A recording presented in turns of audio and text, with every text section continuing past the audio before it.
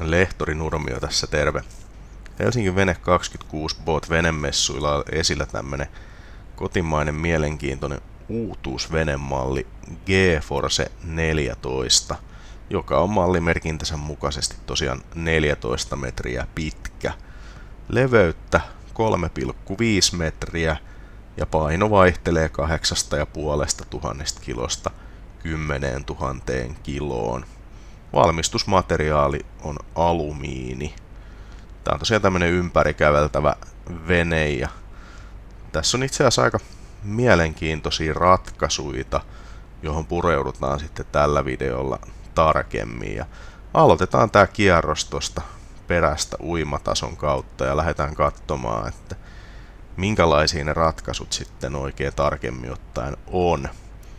Eli tässä on tietysti hyvä kulku täältä takaa, pääsee molemmilta puolilta kulkemaan ja ensimmäisenä tästä tulee vastaan tämmönen L-muotoinen sohvapöytäryhmä ja löytyy tuolta sitten erillistäkin istuinta.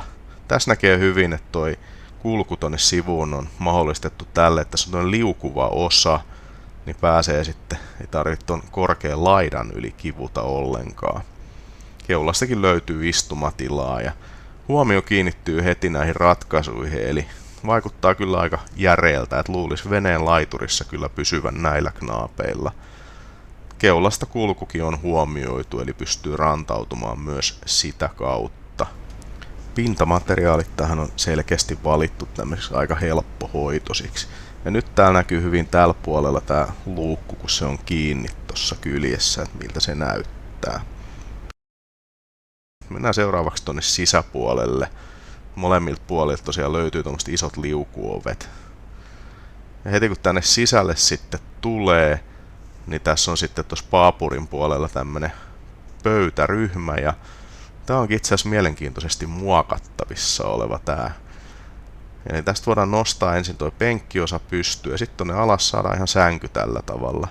Ehkä vähän eri tavalla kuin perinteisesti. Ja sitten saadaan vielä nostettua toi koko hömpytys tonne sivulle, eli saadaan sitten tämmöistä tilaa, jos tilan tarve onkin jotenkin poikkeava siitä perinteisestä käytöstä. Mielenkiintoinen ratkaisu. En olisi kyllä ihan heti itse bongannut, jos esittelijä ei olisi sitä näyttänyt. Ja toiselta puolelta löytyy toi pentteriyksikkö, niin se voidaankin piilottaa sitten tämmöisellä penkillä, eli saadaan siihen sitten lisää istuintilaa. Mielenkiintoisia ratkaisuja täytyy kyllä sanoa. Ja ne ei jää tähän, että kun käydään kierrosta pidemmin läpi.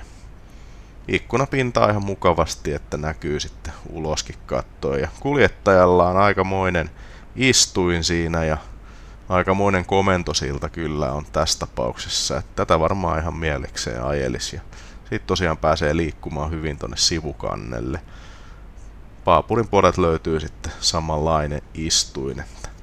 Näyttää aika toimivalta, luulisi, että alkossa ihan mukava ajella. Ja sitten kun katsotaan tätä keulahyttiä, siinä löytyy ensin tämmönen sohva ja sitten täältä löytyy tämmönen parivuode ja tossa näyttää olevan myös luukku sitten, mistä pääsee tonne keulakannelle sitten tarvittaessa.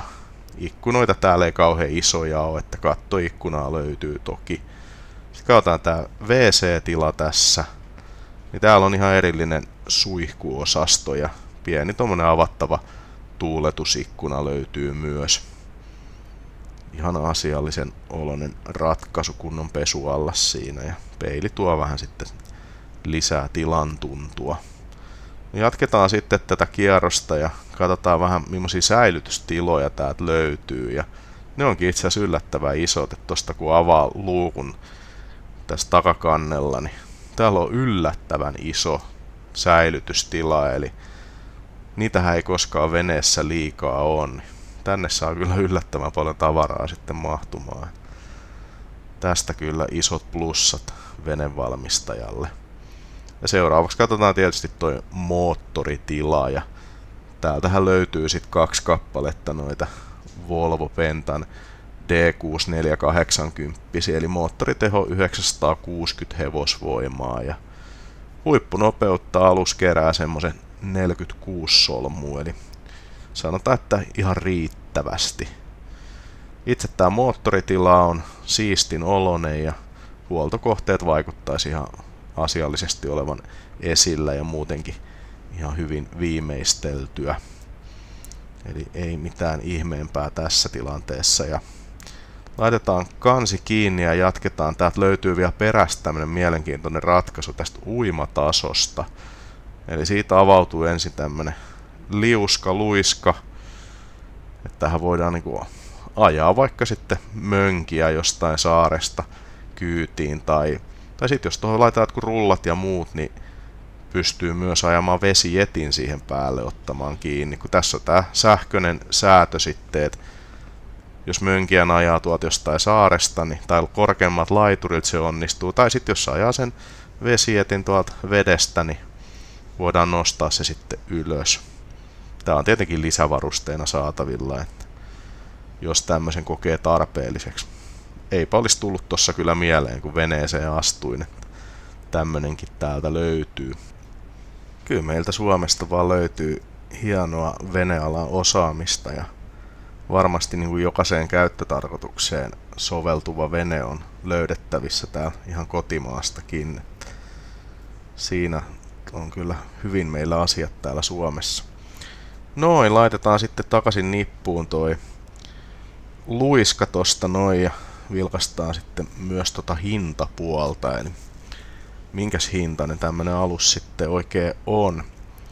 Ja tän hinnathan lähtee tosta 880 000 eurosta ja siinä vielä kertauksena nämä tarkemmat luvut.